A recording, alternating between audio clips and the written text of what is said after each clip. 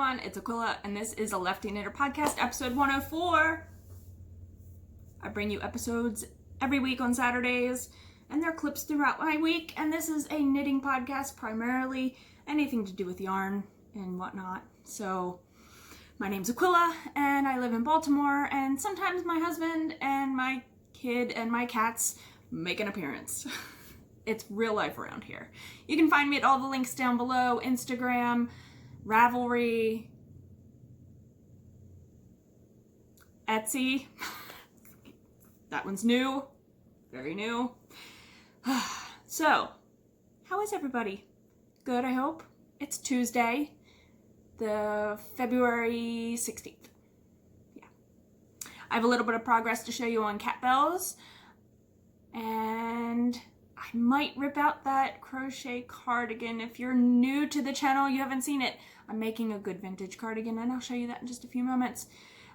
Thank you to everyone for joining me. Thank you for commenting, liking, and doing all the wonderful things. Let's get to it. This is the Catbells cardigan, and I have already made one of these. This is my second one, and I have joined under the arms. That's exciting. So now it's the same 2 rows repeating over and over and over, but that's fine. It's fine. Megan Nodecker, that's the designer. Okay. I am joined. I think I was still working the back panels. I had picked up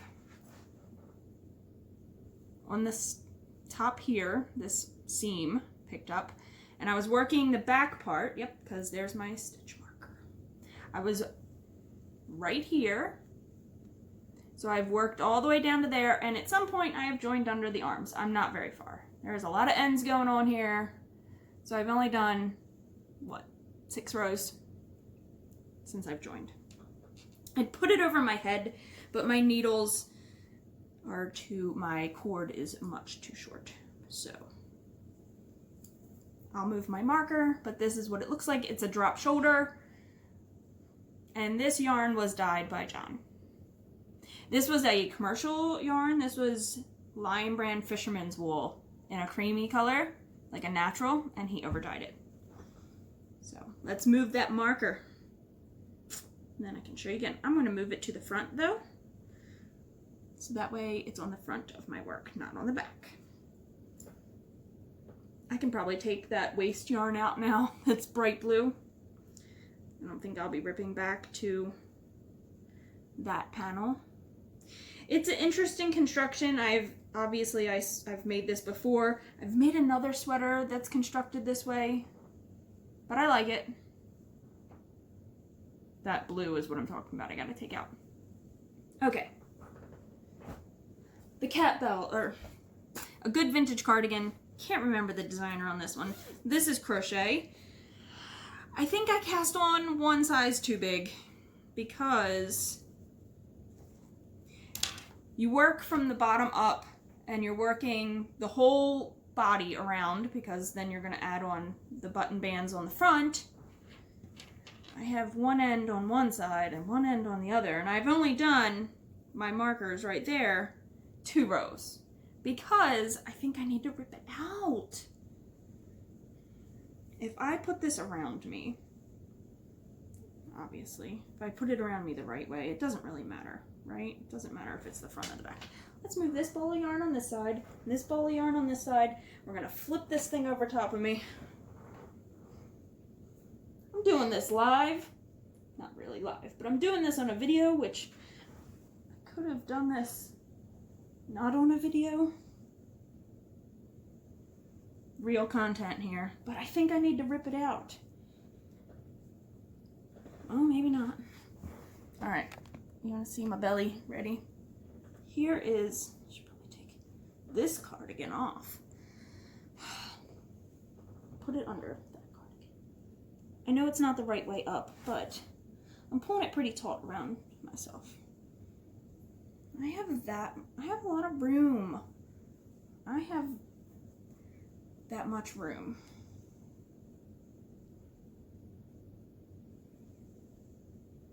Here's my body. Now, that's the smaller part of my waist. So if I did bring it down around my hips more, let's do that. Riveting content. Oh, you know what?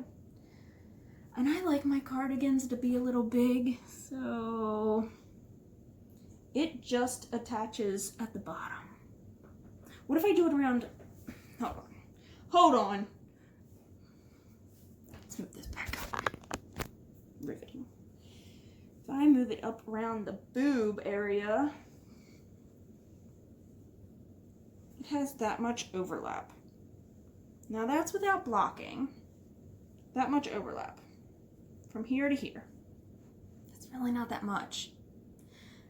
I gotta look to see how wide the button band is, or I can always reduce the button band, right? I can make it smaller. All right, maybe it's not as big as I thought it was. It looked awfully large as I've been working on it, and I was like, ooh, like, you hold that up. It looks very long, and I'm like, well, maybe I am that big. I should measure it. I'm thinking there was a schematic. All right, I'm not gonna rip it out. I'm gonna keep going. I am gonna measure it and look up the schematic though, to see if there is one. Because I really like it. I think it's beautiful. Okay, all that just to say I'm not gonna rip it out. Good vintage cardigan. Wow. All right, let me try to fix this again. Ugh, I never do anything with my hair. I'm one of those, like, I don't put on a lot of makeup. I don't think I don't think I'm like crazy beautiful, but I also don't want to wear a lot of makeup. I've never been one to wear a lot of makeup. So, sorry for this. I crank some socks. For those that don't know, I have an Erlbacher speedster machine. This yarn, I'll insert a picture of it in skein form here. I gotta remember to do that. Is from Chameleon. I left the tag. Chameleon Yarn Company, Coffee Bean Knits. I'll put it up here because I am terrible at remembering names. Her name is Joanna. Or Joanne. Joanne. Wow. This thing does not always work very well. Let me show you the yarn. It is called Changes. It is a 75/25, and I used my ribber for the first time. I got a ribber for my machine. I didn't have a ribber. I had bought the basic package and it only came with a cylinder, and I didn't think I was gonna be doing a lot of ribbing, and now I'm doing ribbing. John bought me that for Valentine's Day. He got me a 64 slot ribber, so it matches my 64 slot cylinder. Words today. Ta-da! So when I did this, I did my ribbing. I did a 1x1 rib. See that? See that? I did it on the machine. Isn't that exciting? It's very exciting, except for the fact that it's loose. I'm not gonna redo these because they're fine on my legs. But I wish it didn't flare out. Let me take it off the blocker. I wish it didn't flare out quite as much. See that? See that? See how it does that? I think it could use a good blocking also. I never block my socks. But I think on the machine, maybe I should. But I was also conversing with people, and they have told me that I should use my heel spring on the top for the ribbing, which will pull it in a little tighter, but you'll still get a good rib and you'll be able to get over your foot. So that's what I'm gonna try. I also did the method out of the manual. There are other ways to cast on your ribbing and your selvage edge, so I'm gonna try a few of those. I watched videos. I watch a lot of videos. So, but I love them. Aren't they beautiful? Look at that.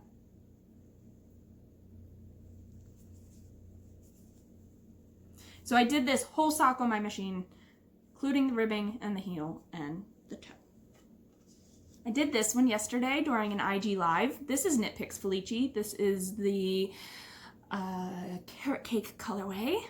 And I just talked to people during lunch and I cranked a sock. I didn't finish it yet. I still have to close the toe. And I was very excited because I talked to a person who's like, I've only cranked tubes and I've not done more than that.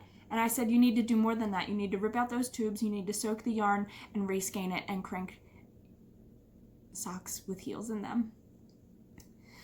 I gave the advice, which I don't know if this is the best advice, but crank a few inches, attempt a heel. If you fail, put all your needles back into play and crank some more inches and then try a new heel. Just keep going. You'll just have this crazy long tube with all these crazy heel attempts in it, but you just take it off your machine and you reskein it again. I did that. I had a tube with a bunch of failed attempts of heels. I don't know if I ever showed that. I don't think I did. That's what I got for you to start this video off. Another long clip to start us off today for this week. Because I feel like you're going to get really bored of Catbells and good vintage cardigans. Maybe not. I don't know. Hey everybody, it is Friday, February 19th. Happy birthday to my cousin Caitlin. She probably doesn't watch, but I always remember her birthday. I don't always remember everybody's, but hers just stays in my brain for some reason. All right. I don't find myself to always think that I'm mechanically inclined, but I'd like to think that I do okay. So I actually, when we're in high school, you have to take like some sort of, or I opted to take this test, and it was all about like mechanics and engineering and things like that, and it was to help figure out like placement for certain things, and I was going to join the Air Force. I wanted to become like a pilot. That's what I wanted to do. They shot that down pretty quick, saying that most females are never going to be pilots, and I was like, well, that's what I want to do, and if I'm not going to do it, then I'm not joining. And he didn't really try to persuade me otherwise, so didn't do it. Long story short, I scored super high in mechanics and whatnot on those tests, so I think there is a part of my brain that works, that likes doing that. So having this knitting machine and also having other, like my spinning wheel. So those, it's all mechanics, right? So you have to like learn how this part does this part and makes this part work, etc. You don't get to that so much, I think, with like looms and not your knitting needles. I mean, yes, there is some sort of like, this does this and you have to do this to make this work, but it's not quite the same when it comes to like, I have to oil my machine. My fingers are like a grayish color because I just can't get that off of my hands. You know, I'm dealing with like metal, oil, mechanic, moving parts. So I got that ribber I told you, and I have been playing around with it. I didn't do what I should have first, like time it. And so now I've done that, but I haven't ran anything on the machine. I think I have timed it correctly. I have to now try it. But I wanted to show you guys, you know, you fail sometimes and things just don't turn out the way you want, and you have to ask questions, and I did. And I've now gotten lots of knowledge from lots of people, and I've made a friend who cranks, and I think she's in the Pacific Northwest. And so we've been talking a lot. She actually told me about a book, and I've now ordered that. So let me just show you though. So this yarn is, I don't have any of the labels. This is yarn from out of Australia that I had in my stash. I don't know if it's the best yarn for cranking. So this is where I had cast on, and I thought I was gonna do a 2x2 rib, and I did not do a 2x2 rib because there's a certain method on the machine, and I won't go into all of it, that you can't do a certain type of selvage edge because then it throws off the 2x2. Now my machine, I can do a 2x2 rib, I just didn't do it correctly from the start. So I have a 2x1 here and a lot of mess ups. And down here is actually a 2x2, which I don't even know how that ended up. It ended up picking up the stitch at some point. So I had, the stitch was on both needles. What was happening was I was getting my purl stitch was going across both of the purl ribber needles, and it was only giving me one purl stitch. So that's kind of what happened here. So I just wanted to show you my flub ups, right? Because that happens and I'm learning, and there's one. This is going to be a very short episode, probably. I mean, I know I recorded a lot in the first clip, but then I attempted, so I also got in my fishing line to help me remove projects from the waist yarn easier. I haven't played around a whole lot with that either. I've done 2 things and it has worked for me. Now I did the fishing line on this and I probably shouldn't have because it didn't, I don't think you can do it on the ribbing part, but again, not quite sure.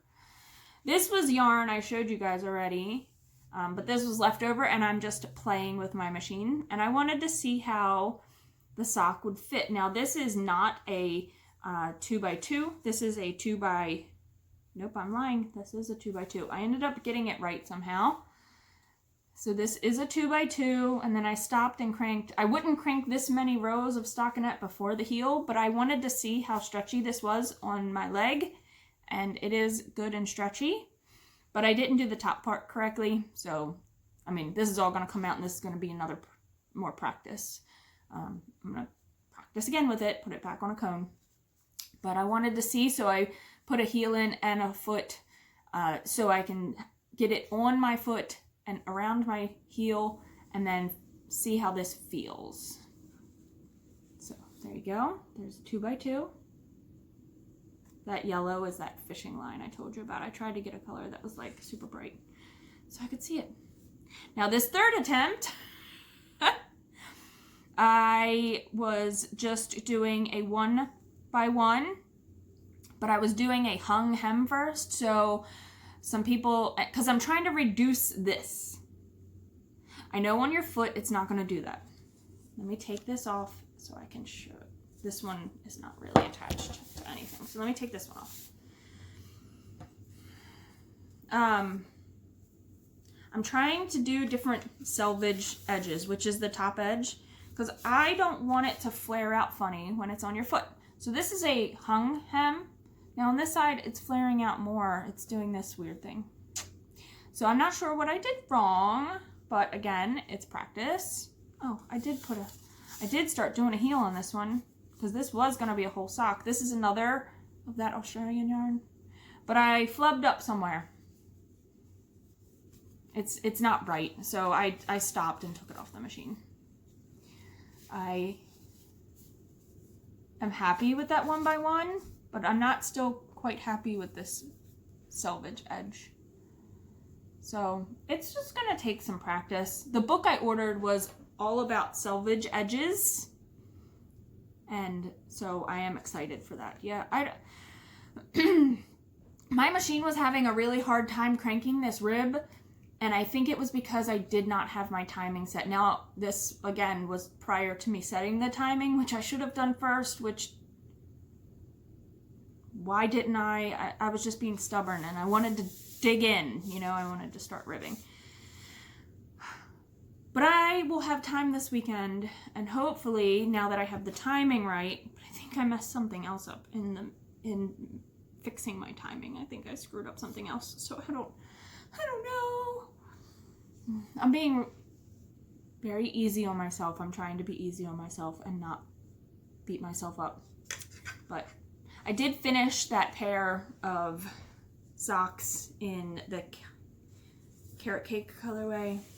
So I'll show you guys real quick. And that's all I'm going to have today. I don't have enough progress on either of my other projects to show you, so I won't be showing you that. So unless I do some ribbing tonight, I probably won't have anything to show you tomorrow, and it'll just be a little bit of chatter to round it up. So, ta-da! 2 finished socks. That one looks super funny because the way the Kitchener was there.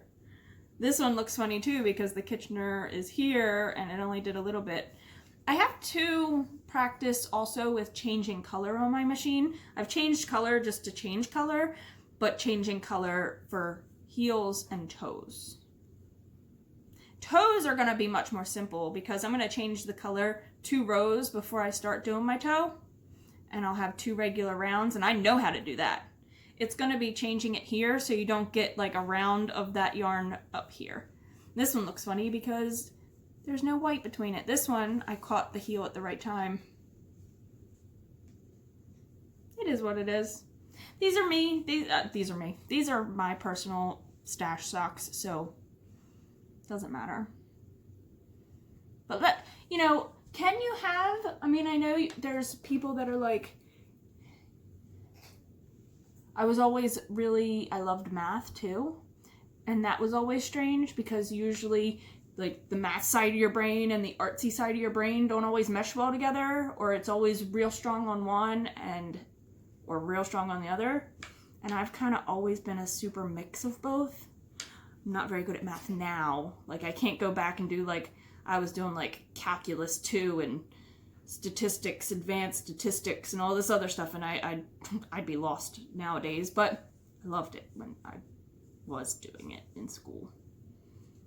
So, but can you have like equal parts, like artsy, and would the mechanical side fall into that? I don't even know. I don't know.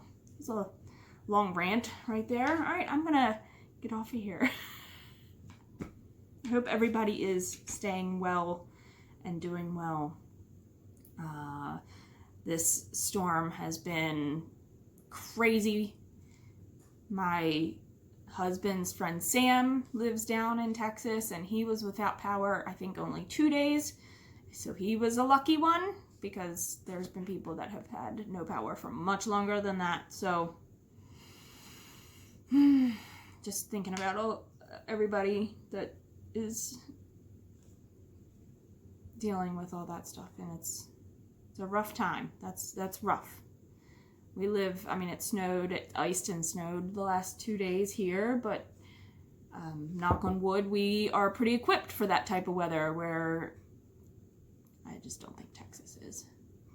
So, all right, now I'm done. Now I'm going. I'm back. All right, it's Saturday. Let's round up this video. Knit happy. No, I'm kidding, but I have nothing else to show. My attempts at ribbing failed yet again. I set the timer.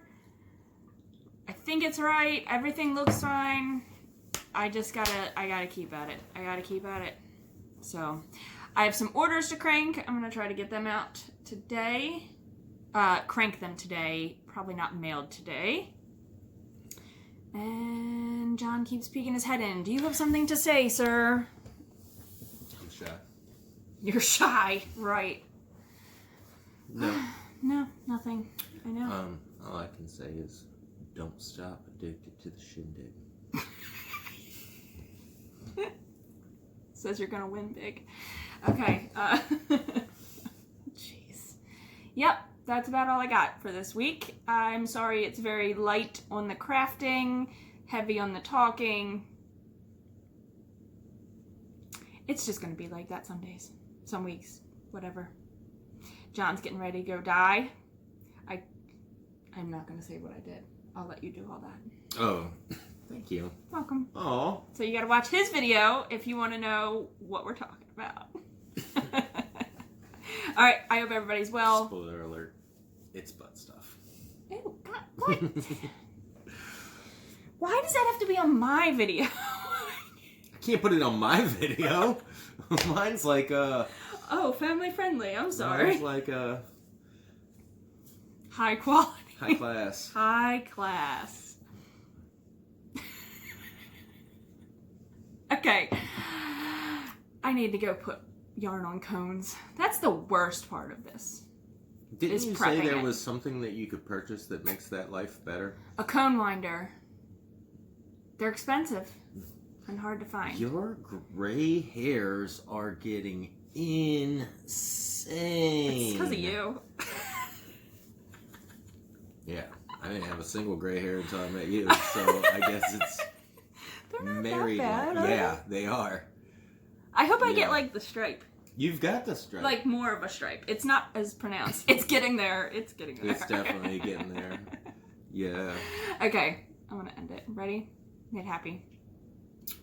Oh wait, we have a viewer that's been watching all of our old videos, and every time she texts us like what John signs out with, so some of them have been really hilarious, and I don't even remember some of them. But her favorite one was "Let's go dance in the rain," and that was like cutesy lovey whatever sign off.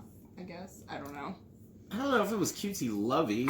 I think it was just raining that day. Maybe, I don't know. I don't know. Okay. Knit happy. Get me higher than a grocery bill. Sorry, I've been listening to a lot of Tyler Childers. That one didn't work. Can we edit that? Nope, we're just knit happy. Chill out. All right.